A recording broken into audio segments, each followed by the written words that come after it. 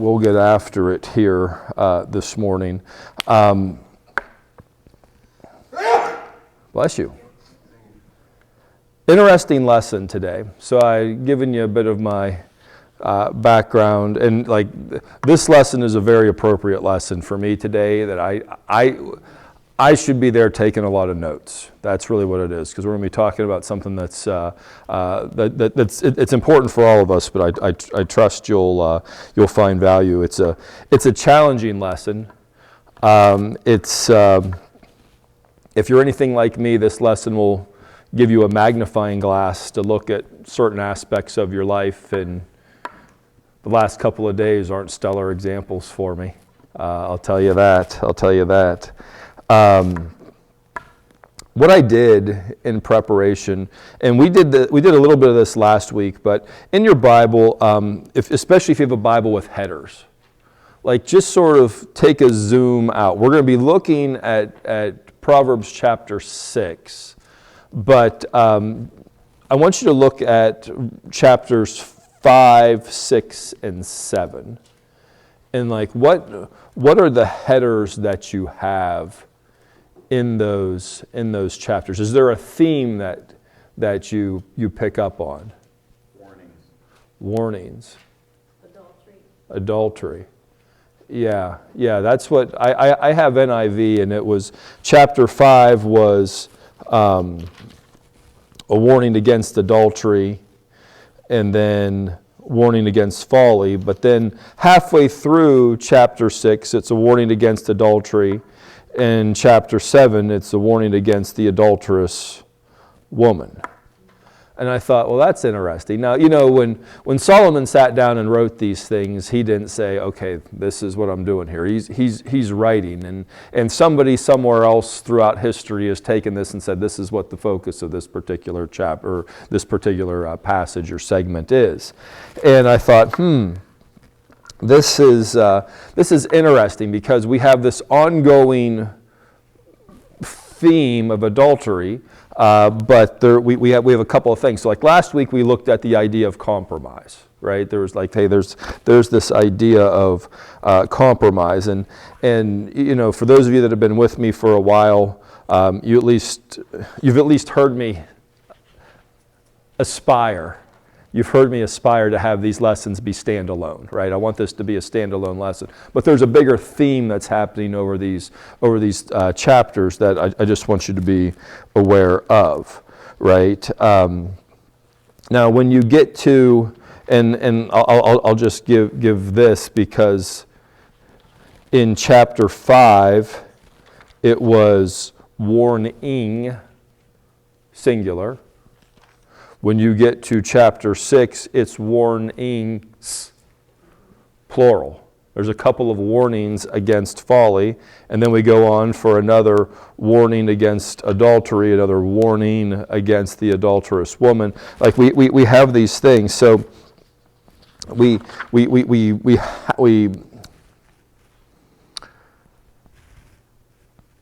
have a very focused portion of it here, and it took me until sometime this morning to realize I don't want to do the whole chapter today, right? So we're going to just do half of chapter 6 today. Now we may not. I don't know what we'll do next week. Next week, actually, Sean has agreed to a stunt double for me, and he's going to teach whatever he wants to teach, right? Yeah, hold on tight, right? Hold on tight. But that's where we are. So. Last week we looked at this idea of compromise and how compromise can lead to adultery. And today we're going to look at warnings against folly, because folly must play a role in adultery as well. There must be some connection there. After all, Solomon wasn't warning about adultery and then just randomly said, oh, by the way, let me tell you about folly. There's got to be some connection here, and not just some random tangent that he went on. So I actually pulled a couple different texts for this today. I took New American Standard the New American Standard Bible. I took the Message. I kind of like that. I looked at the Passion Translation, but I did not use that one. But it may be something to look at. And I have NIV. So we're going to look at this, and I'm just going to ask that you listen for things that connect with you. Right? Are there phrases that stick out? Are there sections that stick out? There's going to be a passage in here that if you've been in the church for any amount of time, this is probably the best known thing about Proverbs chapter 6. That'll probably stick out to you pretty obviously as we get to it.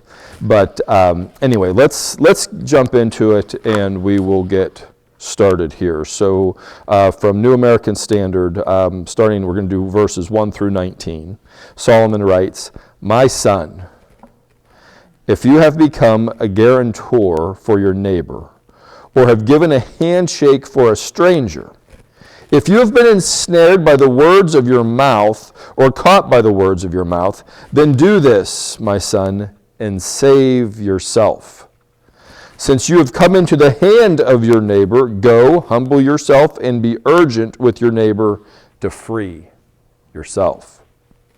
Give no sleep to your eyes, nor slumber to your eyelids. Save yourself like a gazelle from the hunter's hand, and like a bird from the hand of the fowler.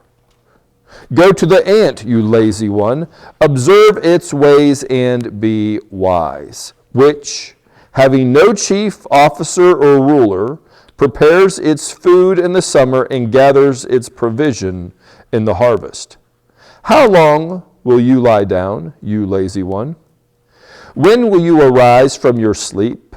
A little slumber, a little folding of the hands to rest. Then your poverty will come in like a drifter, and your need like an armed man.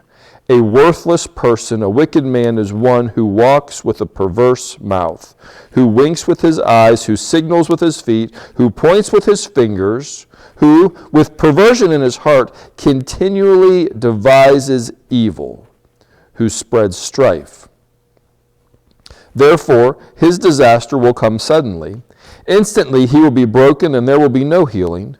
There are 6 things that the Lord hates, 7 that are an abomination to him: haughty eyes, a lying tongue, and hands that shed innocent blood, a heart that devises wicked plans, feet that run rapidly to evil, a false witness who declares lies, and one who spreads strife amongst brothers."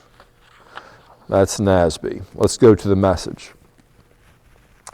Dear friend, if you've gone into hock with your neighbor, or locked yourself into a deal with a stranger, if you've impulsively promised the shirt off your back and now find yourself cold, friend, don't waste a minute. Get yourself out of that mess. You're in that man's clutches. Go, put on a long face, act desperate, don't procrastinate. There's no time to lose. Run like a deer from the hunter. Fly like a bird from the trapper. You lazy fool, look at an ant.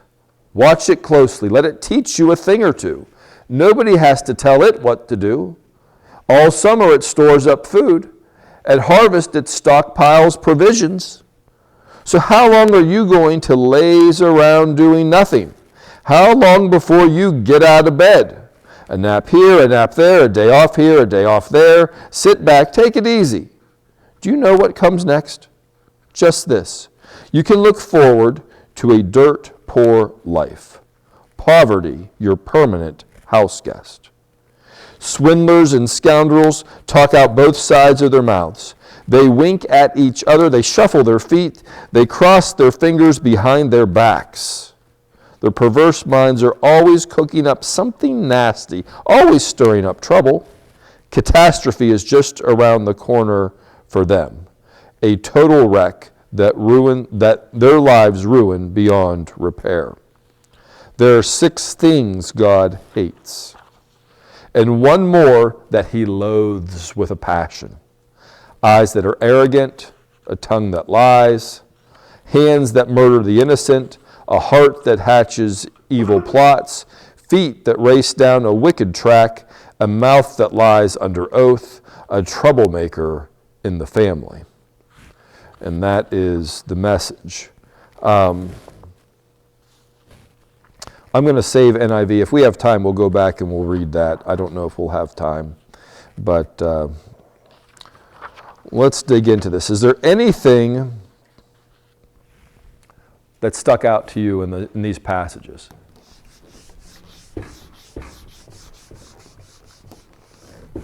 Are there any parts of those passages that you've heard before? Or is this all brand new for you? The ant. Ant is probably the most memorable part. We've heard about the ant, all right? So the ant was one thing. What else?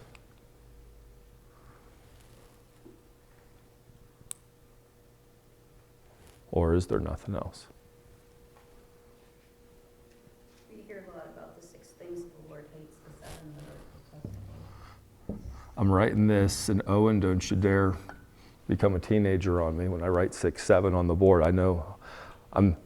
Yeah, you're grinning. I know. I've made it my life's mission to embarrass my children. I do this by studying modern slang, or however it is that kids talk. And there is something going around now about 6, 7. And I'm not going to, I just want you to be aware of that. So Owen's over here grinning. He knows what's going on. But yeah, I think there's something. I think there's something with 6 and 7 here, and we'll look at that. And then the first part of it is this ensnarement. So when we talk about warning against folly, there's 3 parts, and can I spell it? Ensnare, is that how you spell it? Ensnare? It doesn't look right, but there's these different things. So when we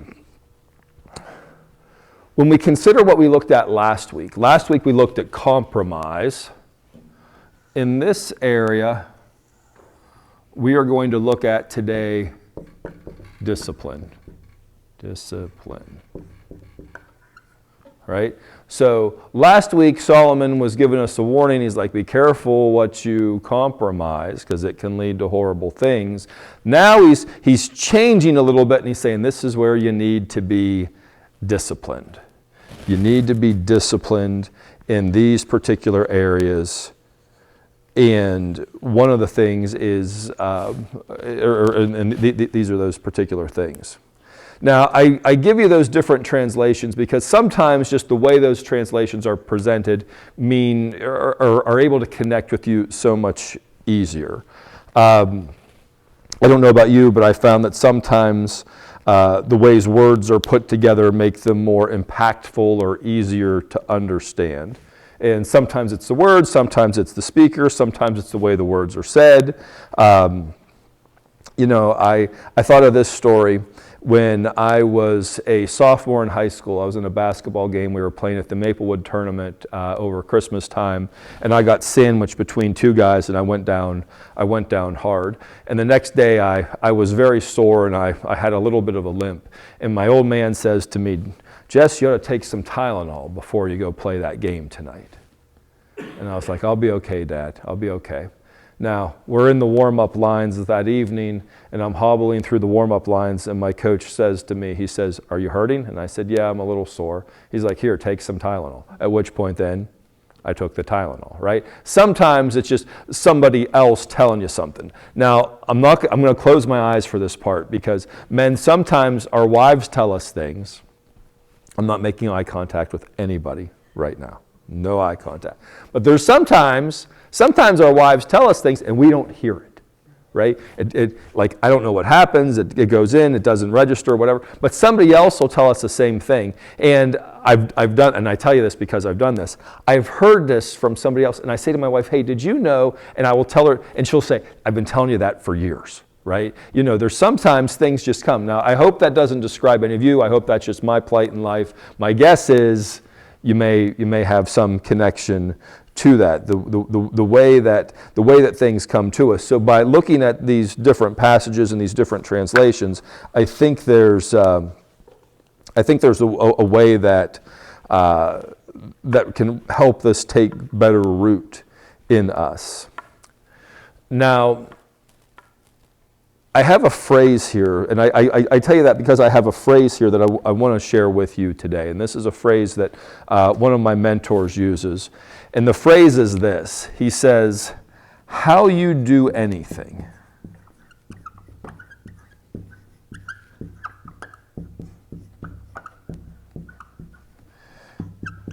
is how you do everything."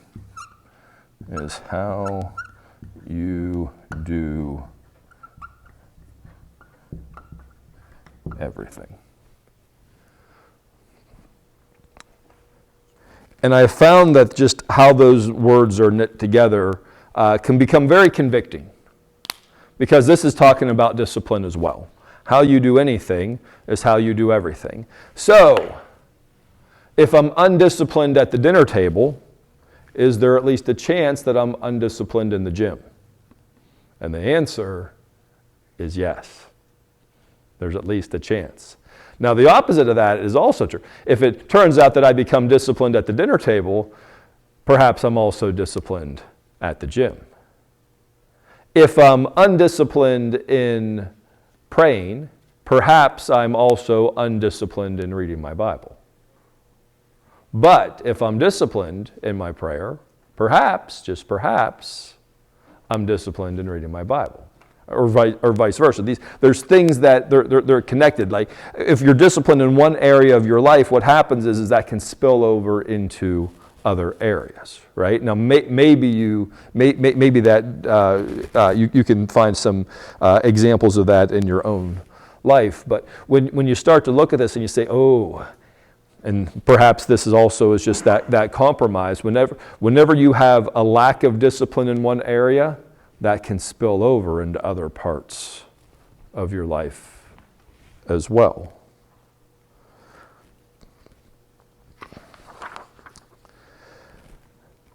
The real reason for this counsel is to challenge us to, and I think this is where the magnifying glass starts to at least burn on me, is when you look at your life and you find areas where you know that you're undisciplined, right? You know you're undisciplined at the dinner table. And so now it's like, I bet you there's other places in my life where I'm undisciplined as well. Now, I started off today telling you that this would be challenging because this is a hard lesson for me. You know, I didn't sleep well last night. I started out telling you about being up half the night for Trace, you know, catching a flight. Stayed out late to go to a basketball game. Then last night we lost an hour of sleep. You know, who's happy about that? Anyone? Like one guy's happy, right? Didn't understand the question. Huh? You know, it was like, it was a short night, you know, and I would tell you that I did not sleep well last night. And it was because some of this lesson was settling in. I actually had to revise this lesson this morning because it became more convicting overnight. It became more convicting overnight. And it really started with the opening passage, essentially about, you know, co-signing with someone and becoming trapped, right? And that hit a little close to me. It took me some time to see it, and I would tell you that as it happened, I didn't realize it was happening. It was a challenge. You know, perhaps most of you in here are probably old enough to remember the Enron scandal. Remember that deal? What was interesting is they were cooking the books, but they had convinced their clients to give them money up front, right? But then what else had they done? They had convinced all their employees. And all their employees were there until one day it wasn't there anymore. They were in the trap and they didn't realize it. And as I was going through this particular struggle, I cannot tell you how many times I found myself in the middle of the night, face down on the floor in my living room, and I was asking this question, why is this going on? Why is this so miserable? Why is this happening? And I would tell you that all too often I was met with silence. I was met with silence. Now, if you recall the study that pastors preached on the last several weeks on Joseph, Joseph went through all sorts of things. And I don't know if Joseph asked God why. I don't know if he did. And if he would have asked why, and if God would have answered why, I don't know that he would have believed the answer. You may be going through a challenge of some sort today, and you may wonder, why on earth am I going through this challenge? Why me? Why not Scott? Or why not Steve? Or why not somebody else, right? Why not Owen? He's young, he's good looking, he's got his whole life ahead of him. Why doesn't he go through some miserable stuff, right? I don't know, right? But then something that I've learned is that we need to ask better questions. And I want to give you 2 questions today, because this is what I was reminded of overnight. So I want to be obedient to this. Instead of asking the question, God, why am I going through this? You ask these 2 questions. The first one is, God, what would you have me know? And what would you have me do? What would you have me know? And what would you have me do? Now, when we read the first part of this chapter 6 in Proverbs, Solomon prescribes something, and he's like, urgently, get out of it. Get out of that situation. Right? That was Solomon's wise counsel at that time. There's times that as we go through life, the only thing that we can figure out is the next step. We can't figure out the next 25 steps. We may be curious what those next 25 steps are, but you can't take 25 steps at a time. You can take 1 step at a time. So we have to figure out, what should I know and what should I do? That's been sort of an adjustment that I've made over the last year to impact my prayer life, because God doesn't trust us with the full script to our lives. I think if he would give us the full script, some of us would be like, can I have a rewrite of this, right? This part right here, can this just be a little more glamorous? Can this be a little less harsh? Can this be somehow different, right? Now, to that end, it's interesting that the next thing that Solomon transitions to teach us about is the ant. Solomon uses the ant as an illustration that can speak to each of us today. I have I don't know if it's called an acrostic or an acronym, but when we look at the ants, ANTS,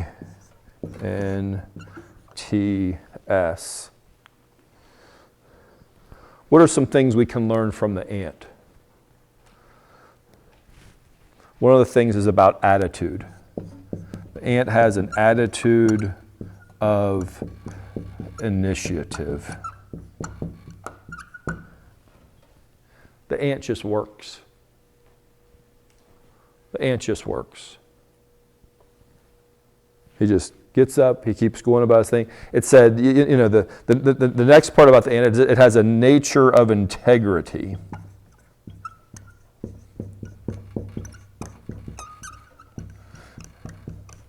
Now, you've probably heard some definition of integrity or character, and it's like, what are you like when nobody's watching? Like, what's the ant like when nobody's watching? The ant's putting in work. That's what it does. It just works, it works, it works. It works faithfully, and it requires no outside accountability. It just keeps going. It keeps doing the right thing. Third thing it has a thirst for industry. It's always building something.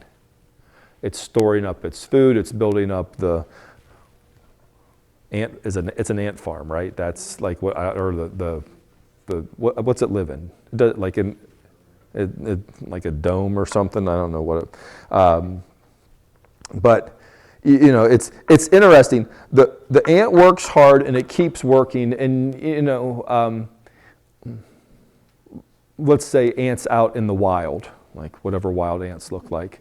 But there's an anthill. That's what it's called. Finally, I figured it out. There's an anthill, and let's say I'm slow, right? I told you I didn't sleep well last night. I lost an hour. Come on. There's an anthill out in your yard, and if you were to accidentally go by, not paying attention, and you stepped on it, crush the anthill. Now maybe you get a couple ants in your shoes or whatever, but you go on. What would those ants do? They'll just rebuild. How much time would they take off? They just keep going. They just keep going. Hardship comes on an ant, what does it do? It keeps going. Challenge comes on an ant, it keeps going. It does not quit. And ants serve as a source of insight. I might have to get a new marker. Source of insight. The ant is wise enough to collect food for the winter throughout the summer, right? You have these.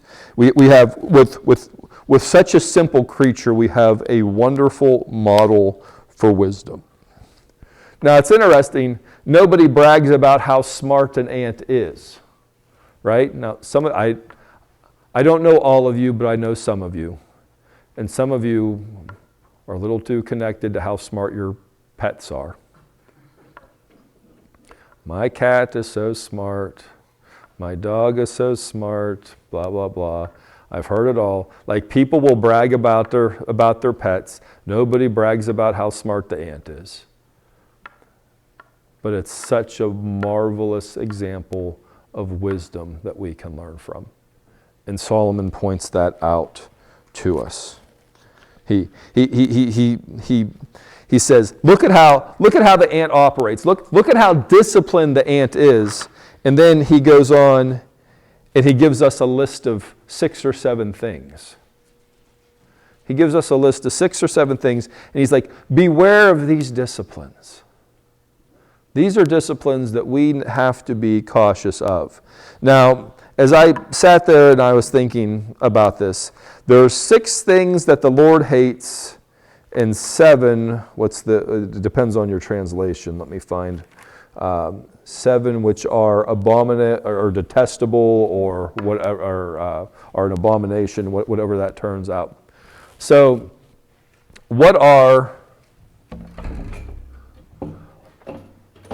do you think of when you see 6 and 7? Just out of curiosity. Did that ring any bells? When you're reading the Bible and you see 6 or 7, does that ring any bells for you in any way? Or because I may just be weird. It's possible. What? I thought of creation. All right? I thought about the story of creation. Right? The story of creation was, God created the heavens and the earth, and He did that in 6 days. And what happened on the 7th day? He rested. Why? Because that work was complete. It was done. Right? So there's 6 things that go into making something complete. And I'm going to suggest to you, this is Jesse McCullough theology. So just take caution with this. Analyze this yourself. But there's 6 things that God hates. And these 6 things that God hates, that when they come together completely, this is what you get. It's an abomination. It's detestable, right? So what are those things? God hates. Now, I'm going to put hates over here. And over here, I'm going to put detestable. Is detestable a churchy word? Do you use detestable in your everyday? All right, well, whatever word you have to use.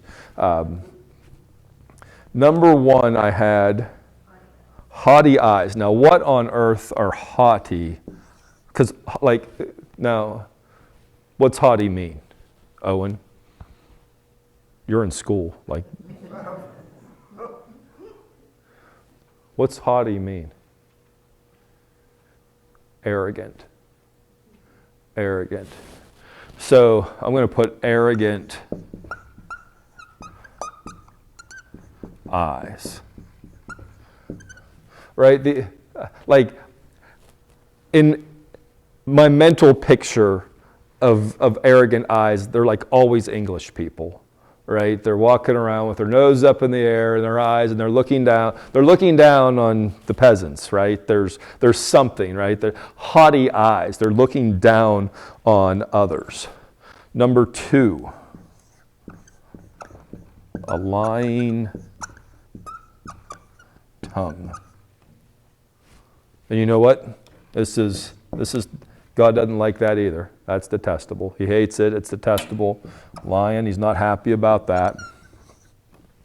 Number three, hands that shed innocent blood.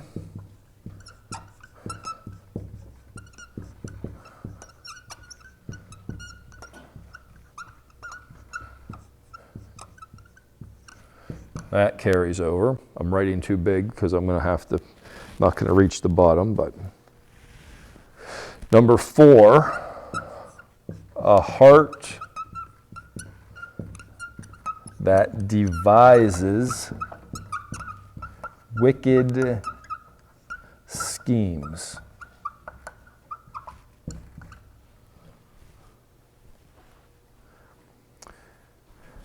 Number five, feet that rush to evil. That carries over. And number six, a false witness that pours out a lie. A false witness. All right. Now, if we put all of these together, and we did some type of biblical math, and we said we add all of this up, what we end up with is a person who stirs up conflict. A conflict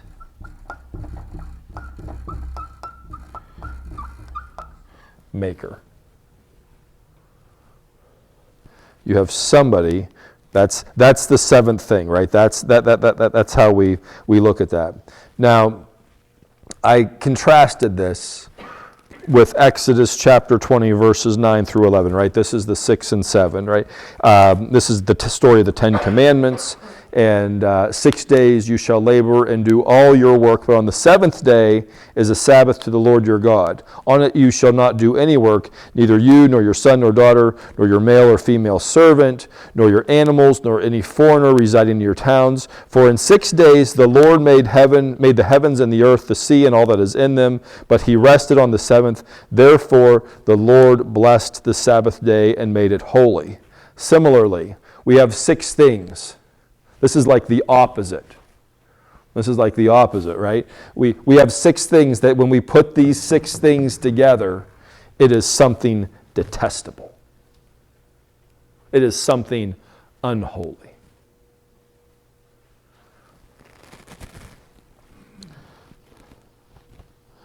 So my question is, how do these behaviors relate to discipline? How do these behaviors relate to discipline? Like, how easy is it to lie?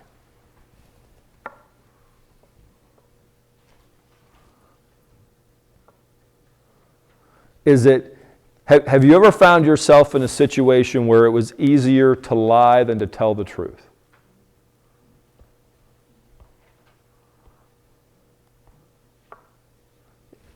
I'm going to suggest to you that these are what I would call lower behaviors, right? These are lower behaviors. And if there's lower behaviors, that means that there is a higher behavior, right? There's a higher behavior, and it's up here.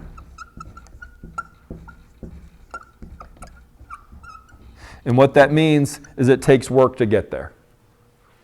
It takes work to get to the high ground, right? It's uphill, right? I'm going to suggest to you that many of these things are easy to fall into. Now, maybe not all of them, but some of them may be easy to fall into. Arrogant eyes. Let me ask you, because I don't know that I know the answer to this, but let me ask you this. Have you ever had somebody do something and your response was to roll your eyes? Has that ever happened? Has there ever been nonsense happening around you? In my instance, most likely with in-laws. Right? There's nonsense happening around, and your response is, could those be haughty eyes? Could they be? I'm suspicious that they could be. I'm suspicious that they could be. And how you do anything is how you do everything. So if you've rolled your eyes, maybe some of these other things aren't all that far away. Like, for whatever reason, I find it so easy.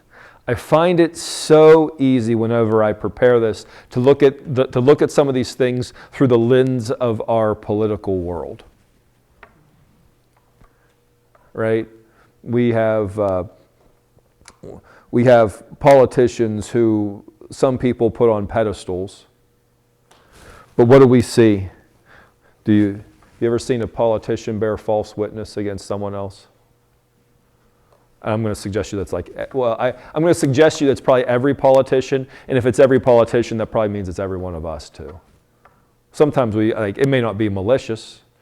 You may not be informed with how you do it, but I'm going to suggest to you that it can happen, right? To go from a lower behavior to a higher behavior requires discipline. It requires discipline.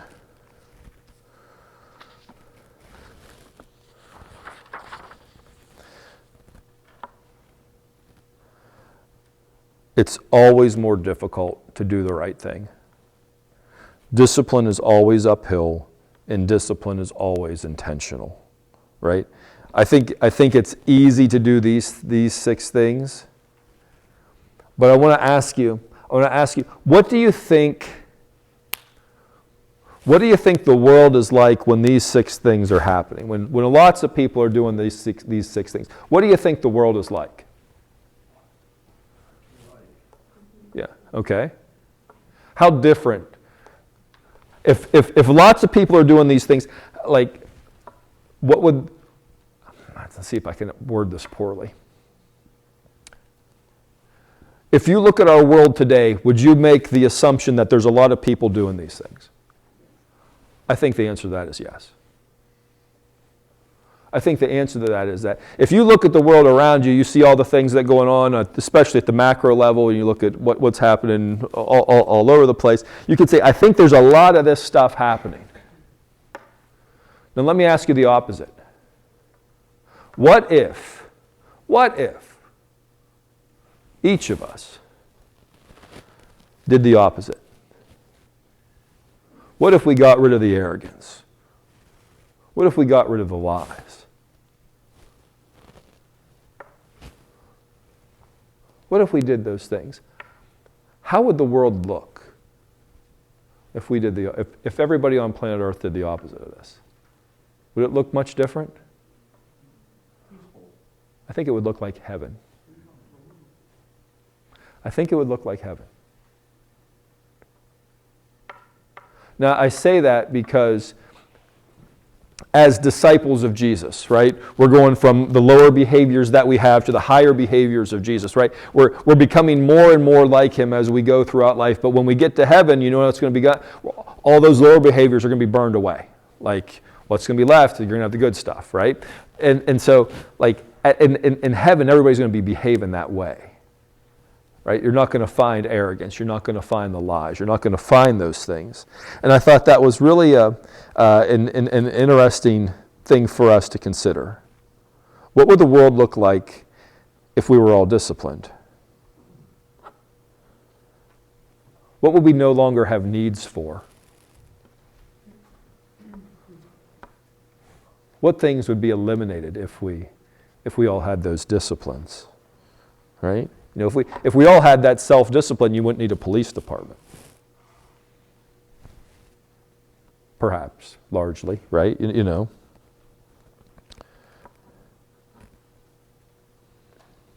Part of being a disciple of Jesus is that we strive to become more like him. And one day when we're in heaven, those higher behaviors, they'll be automatic for us. They'll be automatic. Last week, we took note of compromise. This week, there is a call for discipline. There is a call for discipline.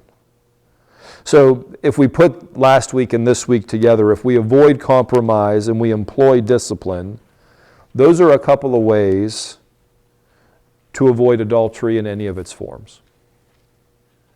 In its most basic and in its most permissive definitions. Compromise and disciplines are a couple of things that that Solomon points us to in this particular passage. I think that's where I'm going to end today. But just as a means of a quick recap, we need to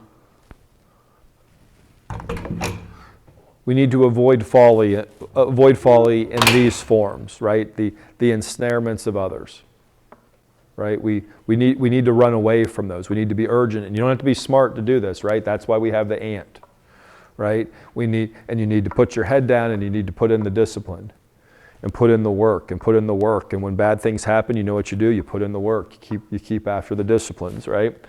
And then when we look at those behaviors, what are those behaviors that we are being disciplined about? Are we being disciplined about the right behaviors? Because when we become disciplined in the right behaviors, wonderful things can change. So with that, we have ants on this side, but on this side, I'm going to write the letters ACT as I typically do to close out a lesson, and I will ask you the questions. Based on what you have learned this morning, what action will you take? What change will you make? And is there something that you learned this morning that you can teach to someone else for your sake and for theirs?